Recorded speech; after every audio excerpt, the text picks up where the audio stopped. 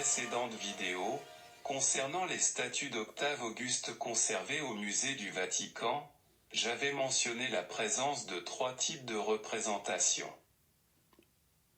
La tenue militaire de l'impérator à vie, toujours vainqueur, permettant la paix. La figuration du Genius Augusti, pourvoyeur de protection et de prospérité. Le nu héroïque adapté à l'empereur déifié, vénéré dans les sanctuaires du culte impérial. Mon propos est, maintenant, de montrer comment les successeurs d'Auguste ont été représentés, afin de déterminer les idéologies qui ont présidé à leur règne. Une promenade dans les musées du Vatican consacrée aux galeries de sculptures permet de donner une idée précise de cette évolution. Celle-ci se caractérise, d'abord, par l'absence de figuration du Genius Augusti, dans la statuaire du musée du Vatican postérieure au règne d'Auguste. Par contre, les statues des empereurs en tenue militaire, et les nus héroïsés, subsisteront pendant le Haut Empire, et même au-delà.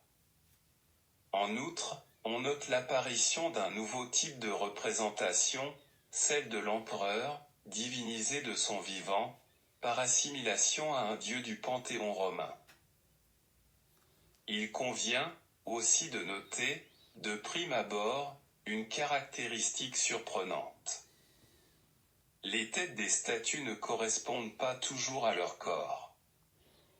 Le fait que les têtes des statues soient modelées à part, et assemblées ensuite sur le corps, font qu'il était très facile de retirer une tête d'une statue déjà terminée, pour en mettre une autre. Ce fut, en particulier, le cas pour les statues d'empereurs ressentis comme néfastes, comme Caligula, Néron ou Domitien. Le musée du Vatican conserve 4 statues d'empereurs en tenue militaire. Elles sont d'un grand intérêt, car elles révèlent, généralement, les concepts idéologiques qui présidaient au pouvoir impérial. Ce torse cuirassé est attribué à l'époque de la dynastie flavienne, même s'il est surmonté d'une tête qui doit représenter Tibère.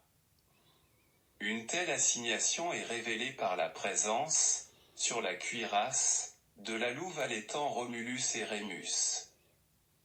Elle témoigne du souci des empereurs flaviens de se placer dans la continuité de la Rome républicaine, et du principat augustéen. Au-dessus de la ceinture, la cuirasse comporte 2 griffons se faisant face, séparés par un brûlot à encens, appelé tignatorion.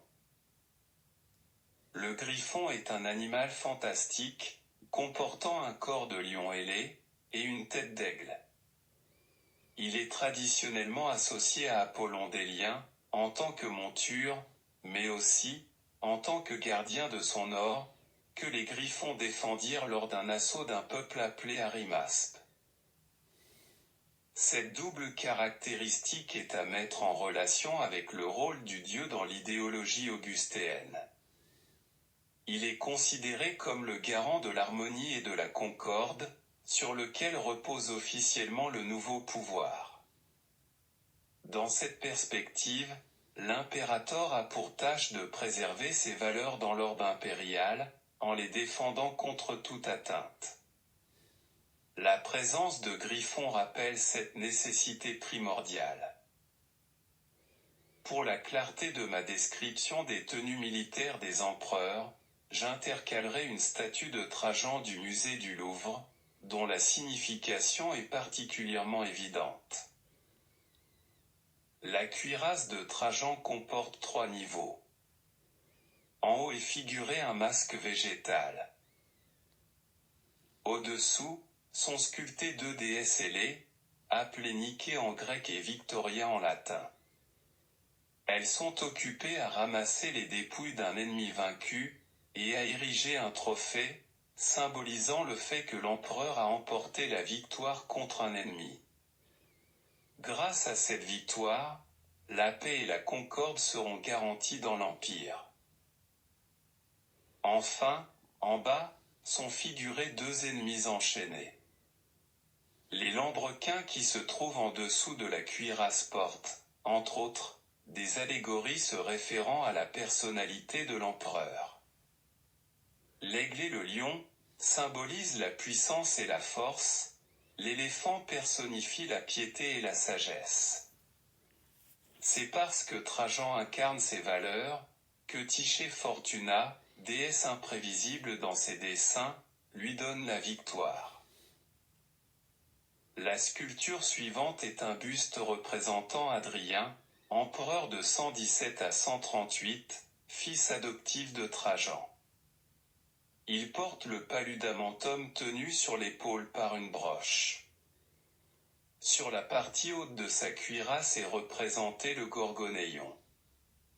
Cet insigne comporte la tête de Méduse, une des trois gorgones. Méduse était une créature malfaisante, il suffisait de la regarder pour être changée en pierre. Ses cheveux étaient des serpents. Elle fut tuée par Persée, sa tête fut offerte à Athéna, qui la fixa sur son bouclier, l'égide.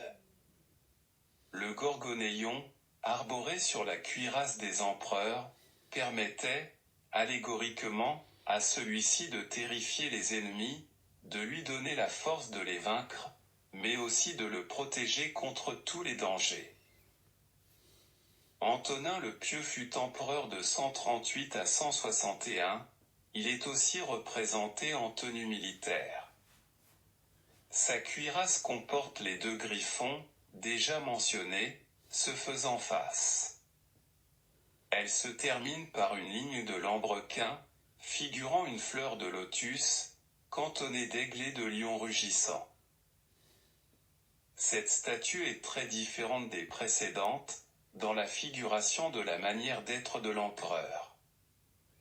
Ainsi, Trajan levait le bras en tenant son bâton de commandement, comme s'il s'apprêtait à lancer un assaut, de l'autre main, il tient son glaive, prêt à le sortir. Ce n'est pas le cas d'Antonin. Il porte, certes, un bâton de commandement, mais il ne le brandit pas, et le tient le long du corps dans une attitude réaliste, sans ostentation.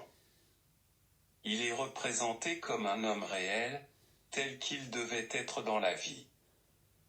Cette caractéristique sera une constante de la représentation des empereurs de la dynastie qui porte son nom, jusqu'à l'avènement de Commode. Une autre statue d'empereur en tenue militaire, présentée au musée du Vatican, est celle de Lucius Verus, fils adoptif d'Antonin et co-empereur avec son frère Marc Aurèle de 161 à 169, mort à l'âge de 39 ans. Sa posture, tout comme son aspect, est celui d'un homme réel qui semble nous regarder. Il porte une cuirasse décorée comportant, au-dessus, la tête de la gorgone. Au centre, est figurée la déesse Tyché Fortuna, celle qui donne la victoire ou la refuse. Elle est représentée ailée, et porte une corne d'abondance.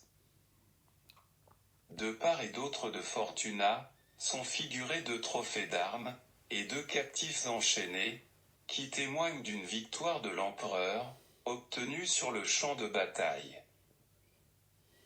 Au-dessous, est figurée la déesse Terre, portant une corbeille. La signification de ce décor sculpté est claire. Tyché Fortuna a donné à l'empereur la victoire, du fait de ses vertus, ce qui apportera la prospérité à l'empire. L'empereur porte le paludamentum sur son épaule. Son bras droit pend le long de son corps. Sur son bras gauche, il pose la main sur son glaive, qu'il semble avoir remis au fourreau. Enfin, il porte de hautes sandales, qui remontent jusqu'à mi-mollet. Trois statues d'empereurs présentées au musée du Vatican montrent la pérennisation du nu héroïsé pendant le Haut Empire, avec, toutefois, une importante évolution à la fin du IIe siècle. La première statue est celle du successeur d'Auguste, son fils adoptif, Tibère. Comme son père adoptif, Tibère, durant son règne, tout en exerçant un pouvoir absolu et sans partage, voulut respecter, au moins en apparence, les traditions et institutions républicaines. C'est ainsi qu'il refusa d'inclure, dans sa titulature, le nom d'impérator, et le titre de père de la patrie. Ces monnaies montrent qu'il ne garda, de l'héritage paternel, que le nom d'Auguste et le titre de Pontifex Maximus. Cependant, sitôt sa mort, son successeur Caligula fit sculpter une statue du défunt, assis, selon le modèle du nu héroïsé, dans sa version du stylus mantel, qui avait déjà été utilisé lorsqu'on représenta le Divus Augustus. Le stylus mantel associe trois éléments, une tête figurée de manière réaliste, à peine idéalisée, un buste traité selon les proportions idéales utilisées pour représenter les dieux, un bas du corps couvert du paludamentum, entourant les hanches et tenu sur le bras gauche. Cette concordance entre la statue d'Auguste divinisée et celle de Tibère fait penser que ce dernier fut, lui aussi déifié, bien que le Sénat ne lui ait pas décerné l'apothéose. La deuxième statue de nu héroïsée est celle de Claude, empereur de 41 à 54. L'empereur est représenté de la même manière qu'Auguste selon le stylus mantel. Ses jambes sont sculptées en contrapposto, le pied gauche n'effleurant le sol que par les orteils. Il brandit un bâton de commandement, et porte, dans la main gauche, un orbe symbolisant son impérium. La troisième statue de nu héroïsée, présentée au musée du Vatican, est celle de Lucius Verus. La statue associe un corps nu, traité selon les canons de Polyclète, et une tête représentant le visage de l'empereur, tel qu'il était dans la réalité, à peine idéalisé. On peut penser que cette statue a été effectuée après sa mort, et après son apothéose qui le mit au rang des dieux. À l'époque d'Auguste, les traditions romaines qui répugnaient à représenter les empereurs morts, nus à la manière des dieux grecs, avaient conduit les sculpteurs à draper du paludamentum la partie inférieure du corps. Par contre, au IIe siècle, les conflits entre les traditions romaines et la pensée grecque avaient quasiment disparu et avaient abouti au triomphe de la culture grecque. Il était donc, désormais, admissible de représenter l'empereur déifié dans la tenue, nue, des dieux grecs. Le visage de Lucius Verus regarde vers le ciel.